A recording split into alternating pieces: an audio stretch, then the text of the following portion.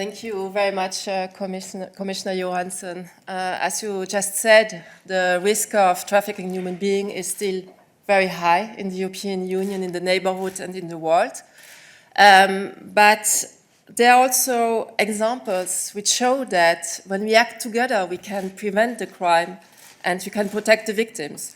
And this is exactly what happened when so many women and children arrived fleeing the military aggression in Ukraine.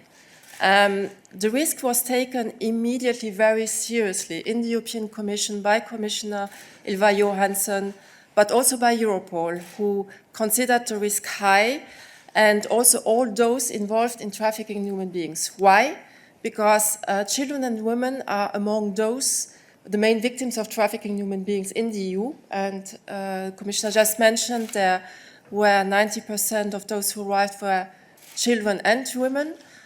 Secondly, because Ukrainian citizens were already before the war among the top 10 non-EU citizens victims of trafficking in human beings in the EU, which means also that traffickers were active already, exploiting Ukrainian citizens in the context of sexual and labor exploitation.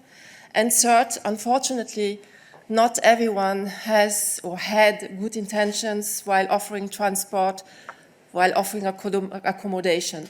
So this means that the alarm bells were ringing quite quickly, and beginning of March, I organized a meeting of the national coordinators and rapporteurs, as well as of the EU civil society platform active on trafficking human beings. We worked very closely with Europol, Eurojust, Frontex, the European Asylum Agency, CEPOL. We worked also very closely with Ukraine and Moldova. I must say this cooperation was also extremely important. And all this resulted in a common anti-trafficking plan to protect those fleeing the war from falling into the hands of trafficking, which was agreed on the 11th of May. The actions which are in the plan have been implemented or are being still implemented because the situation is still as it is. But I think what is important is that we did not wait until the 11th of May to implement the actions. We started immediately in March, immediately after the 24th of February, and this can make the difference. So the Common Anti-Trafficking Plan sets out concrete actions at EU level and at recommendations for member states in order to prevent the crime, increase law enforcement and judicial cooperation, and protect potential victims. So what happened? You all have seen it. The media has written about it.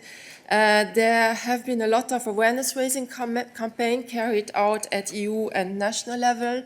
Flyers were distributed in reception centers, at the borders, and later also in not non-frontline member states, but in the other countries where people arrived.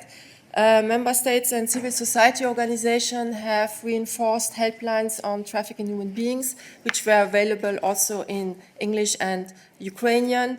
Information on the risks and also how to avoid with concrete tips were posted online and on social media, including on the website of the European Commission.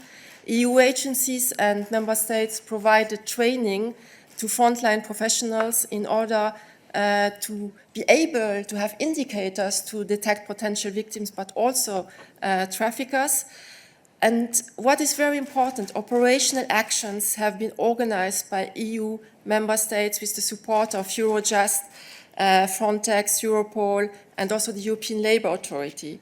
These concrete operational actions across different member states, often also in cooperation with countries outside Europe, are supported by the EU also financially and have concrete results.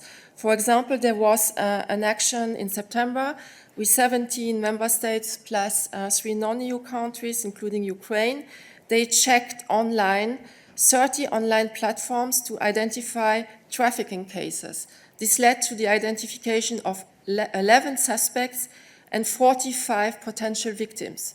And this is only one example of such a concrete operational cooperation which is done in the context of impact.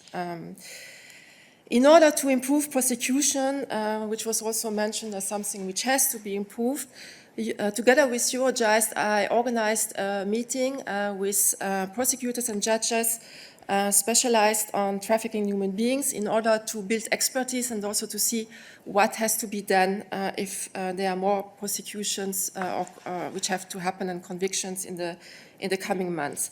I also organized a meeting with the internet platform and technology companies in the context of the EU Internet Forum in order to encourage online platforms and social media to raise awareness, prevent and detect trafficking in human beings. This cooperation has to continue because all those who are active in the digital work have to do more in terms of awareness raising, but also in terms of monitoring and detecting cases of trafficking in human beings. In relation to Ukraine, it's important to remain vigilant because the military aggression is continuing. The economic situation of people might also increase the criminal opportunities for traffickers to find vulnerable victims and to make a lot of money. While we have to continue to monitor the situation in relation to Ukraine, and I would like also to underline that there have not been a lot of confirmed cases until now. There are several investigations still ongoing, but this shows also that if we work together, we can make the difference.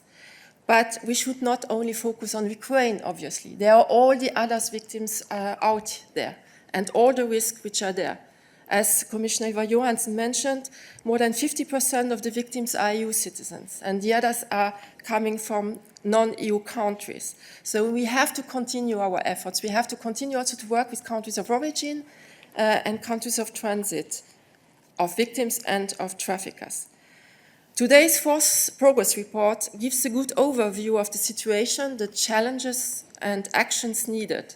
And these actions are very largely in line with the EU strategy on combating trafficking presented by the Commissioner and by the Commission in April last year. And today's proposal for revision of the Anti-Trafficking Directive will update and strengthen the legal framework. And with all these actions, we will reinforce our joint efforts to combat trafficking in human beings. At least this is my wish.